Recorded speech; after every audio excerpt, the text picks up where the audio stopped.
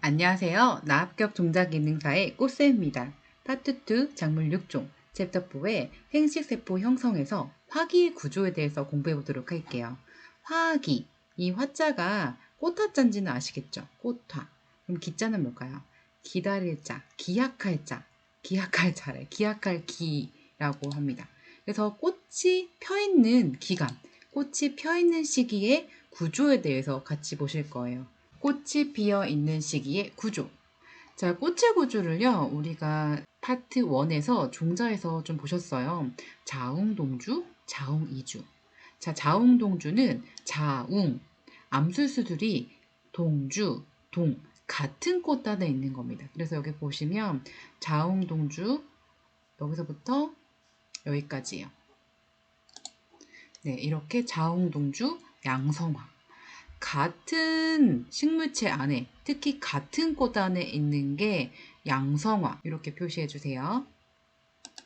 네, 그리고 여기서 이 꽃에 대해서 기본적인 꽃의 구조 4가지를 고르세요. 이 문제 굉장히 자주 나오거든요. 그래서 꽃의 구조, 꽃받침, 꽃잎, 수술, 암술, 그리고 수술의 구조, 수술대와 꽃밥, 암술은 암술머리, 암술대, 씨방, 밑씨, 이렇게 꽃의 구조에 그런 단계를 알아보는, 그런 물어보는 문제들이 굉장히 많이 나오고, 이거는 기본적으로 그려주셔야 돼요. 항상 그려보세요. 자, 그리고 이제 단성화입니다. 암꽃 따로, 수꽃 따로 있는 것들이 이제 단성화라고 합니다. 핵심 키 같이 볼게요. 자식성 식물의 화기 구조. 자가수분하는 식물의 화기 구조를 얘기하는 거예요. 자가수분. 자가수분을 하면 이게 자가수정이 되는 거잖아요. 수분, 수정 이해해 보세요. 수분은 암술 머리에 꽃가루가 떨어지는 게 수분이죠. 그리고 이제 그 꽃가루가 떨어져서 자방 안으로 들어와 가지고 우리가 중복수정을 하는 게 이게 수정이죠. 자가수분, 자가수정 그 과정입니다. 자식성 식물은 양성화. 우리가 자웅동주, 자웅동주, 자웅동화. 같은 식물체 안에, 같은 꽃 안에 암술과 수술이 한 개체에 있는 게 자웅동주, 자웅동화인데, 주로 이런 개체들은요, 화기가 이제 꽃이 잘 안 펴요. 우리가 일반적으로 꽃 예쁘다 할 수 있겠지만 실제로 자식성 식물들은 꽃이 막 활짝 피지 않습니다. 왜냐면은 다른 꽃가루가 들어오면 안 되거든요. 자, 꽃밥, 약이죠? 꽃밥이 꽃잎에 의해서 감춰져 있어요. 꽃잎이 보호하는 역할을 합니다. 꽃이 피기 직전 또는 직후에 암술에 화분잎이 이렇게 비산한다. 이 말이 좀 어렵죠. 비산한다는 게. 이 암술에 화분, 꽃가루가 떨어진다는 겁니다. 그래서 자식성 식물은요, 보통 꽃이 그렇게 막 잘 피진 않습니다. 물론 이거는 케바케 작물대지만 어쨌든 전체적인 화기 구조가 자식성 식물들은 이렇다라는 걸 알고 계세요. 그리고 다시 이제 암술, 주두, 화주, 자방, 어린 배주, 그리고 어린 배주의 그런 구성도, 또 완성된 배낭의 구조, 이것들도 아마 앞서 보셨을 거예요. 그것들 한 번 더 보신다 생각하고 각각 용어 정리 꼭 해주세요. 자, 두 번째 꽃 차례입니다. 꽃이 피어 있는 차례들을 얘기를 하는 거죠. 꽃이 어떻게 피지? 항상 예쁘네 이렇게 생각하지 마시고 이걸 배우시고 나서는 이 꽃은 이런 차례로 피는구나 라고 생각해 주세요. 자, 꽃차례, 화서라고 하고요. 이 꽃차례는 꽃이 줄기에서 피어나고 배열되는 방식을 이제 불러서 이렇게 꽃차례라고 얘기합니다. 꽃이 이렇게 우리가 식물체 자라면 뿌리 나고 그다음에 줄기 나고 그 위에 이제 화합 분화가 돼서 꽃이 이렇게 피잖아요. 우리가 항상 꽃만 이렇게 위쪽에서 이렇게 하는데 꽃이 피는 게 굉장히 모양이 다르고 피는 방식도 다릅니다. 특히 크게 두 가지를 구분하는데요. 유한화서, 한 개가 있는 거예요. 한 개가 있는 화서입니다. 그래서 위에서 아래로 한 개가 있는 거죠. 그래서 위에서 아래로 피는 게 유한화서고요. 꽃이 피고 성장이 제한되는 그런 성장 모습을 보여주고 있어요. 종류 요거 외우셔야 돼요. 단단복집, 단성화서, 단집산화서, 복집산화서, 집단화서. 말이 참 어려워. 단단복집, 단단복집, 단단복집.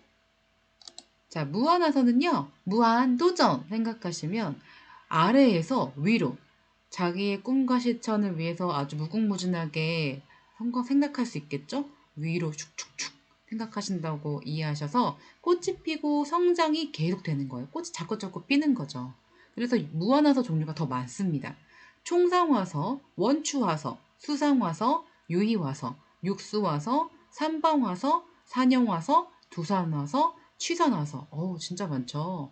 그러니까 여러분들은 유한화서를 외워두세요. 그럼 나머지는 무한화서겠죠? 자, 아까 유한화서 뭐였죠? 단단, 복집. 단단히 복집. 요게 유한화서고, 무한화서는 총상, 원추, 수상, 유의, 육수, 삼방, 산영, 두상, 취산입니다. 그래서 이렇게 세부적인 예시까지는 사실은 이제 이거는 이제 원예 기능사 정도에 나오는 문제고요. 이게 어떤 화선지 이제 그림을 보고 맞추는 게 유기농업 기능사 아니면은 이제 종자 기능사의 필답 문제로 자주 나옵니다. 그래서 뒤에 필답 공부하시면 이게 한 번 더 나올 거예요. 뒷장에 책 뒷부분에 보시면 그 부분 꼭 같이 보시고 그려도 보시고 그리고 세부적으로 이제 꽃 보실 때는 이거 무슨 화서지? 라고 생각해 보세요.